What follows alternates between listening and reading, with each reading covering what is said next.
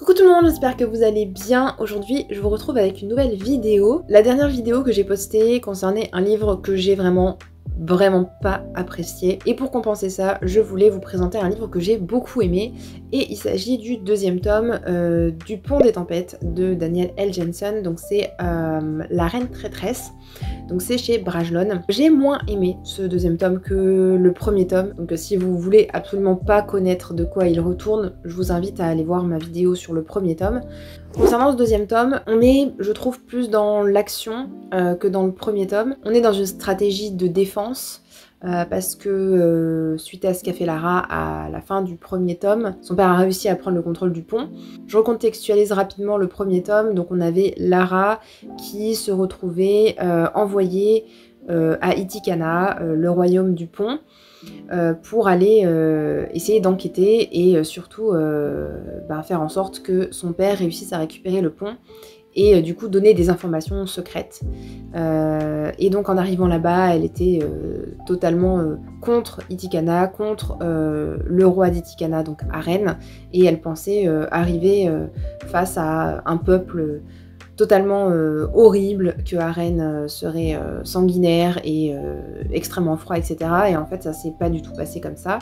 Les deux personnages sont tombés amoureux l'un de l'autre. Dans la globalité du premier tome, on apprenait beaucoup de l'univers, forcément, de comment fonctionnaient les différents royaumes, des différends qu'il pouvait y avoir, des guerres qu'il y avait eu, etc.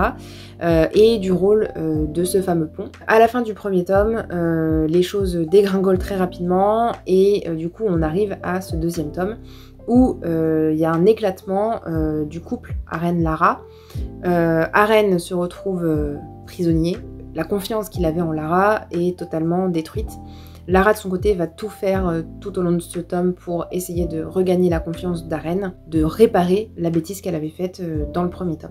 Ce que je reproche peut-être un petit peu à ce deuxième tome, c'est qu'on tombe dans quelque chose à laquelle on s'attendait, de schéma narratif, de rédemption, on essaye de réparer ce qu'on a fait, de retrouver ce qu'on a perdu. C'est quelque chose qu'on retrouve très souvent dans les romans. C'était pas quelque chose de novateur, donc c'est peut-être pour ça que j'ai moins adhéré à l'histoire. C'est un tome qui est extrêmement dynamique, il se passe beaucoup de choses. Lara va rencontrer beaucoup de personnages pour essayer au maximum de réussir à récupérer Aren et de récupérer le peuple d'Itikana. Et en fait, il y a vraiment un gros déséquilibre entre Aren d'un côté qui veut totalement mettre derrière lui sa vie avec Lara, et Lara qui, elle, veut se donner à fond pour retrouver Aren. On va rencontrer d'autres personnages et apprendre un peu mieux à les connaître, et notamment les sœurs de Lara. Dans le premier tome, tout au début, on avait toutes ces sœurs qui étaient ensemble, mais très rapidement, en fait, Lara a fait cavalier seul. Du coup, là, elle les retrouve, et donc on apprend un petit peu mieux à savoir qui est qui, quelles sont leurs personnalités. On suit un petit peu aussi Zara, qui est une guerrière d'Itikana, et aussi le frère de Lara, qui, lui, me plaît moins. C'est un personnage qui a l'air très calculateur, manipulateur. Et en fait, ces deux personnages-là, ça formera le prochain duo qui formera le couple dans le troisième tome du Pont des Tempêtes. Je pense que ce deuxième tome m'a moins plu parce qu'il n'y a pas cet effet découverte et que les personnages se connaissent déjà, donc on est moins dans le développement des personnalités de ces personnages-là. On voit quand même que les personnages sont poussés dans leur dernier retranchement. On continue à brosser le portrait de personnages qui sont extrêmement forts mentalement, physiquement, et qui sont très charismatiques. Donc voilà, on retrouve quand même nos personnages comme ils étaient dans le premier tome.